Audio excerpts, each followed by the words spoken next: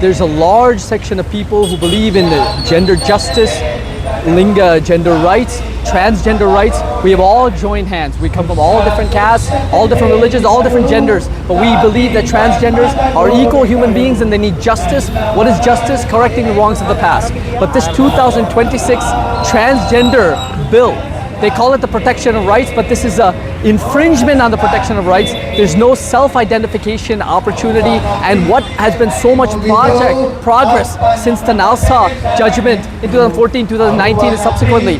Now it's going backward. We oppose this. Today is a very important day for us because April 11th is the day Jyotiba Phule and Savitri was born. Savitribai Phule, Jyotiba Phule are equalitarians who always believed in gender justice. We have to follow that belief system and that ideology and assure justice for the transgender community and the LGBT community in totality.